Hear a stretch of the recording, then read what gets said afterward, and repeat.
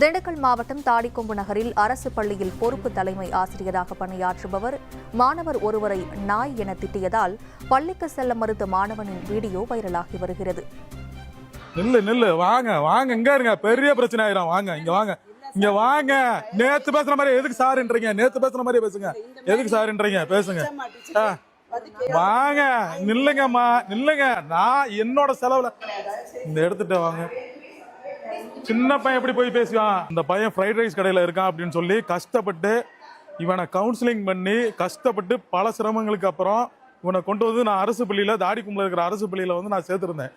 நேற்று நான் வந்ததுக்கு அப்புறம் இவனை என்ன சொல்லியிருக்காங்க, கூப்பிட்டு நீயே ஒரு அனாதை பையன், ரோட்டில் நீயே பிச்சை எடுத்துக்கிருக்க, உனக்கு எதுக்குடா படிப்பு, உன்னை ஒரு நாய் வந்து ஸ்கூலில் சேர்த்துட்டு போயிருக்குன்னு சொல்லி உன்னை சொல்லியிருக்காங்க. இன்னைக்கு இவன் ஸ்கூலுக்கே போக மாட்டேன்ட்டான். என்னடான்னு நான் கேட்குறேன். இந்த மாதிரி சொல்லியிருக்காங்க. இவங்க வந்து ஆசிரியர் கிடையாது, மனநோயாளி. ஒரு மனநோயாளியை தாடிக்கும் அரசு உயர்நிலை பள்ளியில் வந்து 1 to 5th ஸ்டாண்டர்டில் இருக்கிற ஒரு வகுப்பில் இவங்களை வந்து பொறுப்பு தலைமை ஆசிரியராக போட்டிருக்காங்க. ஒரு மனநோயாளி.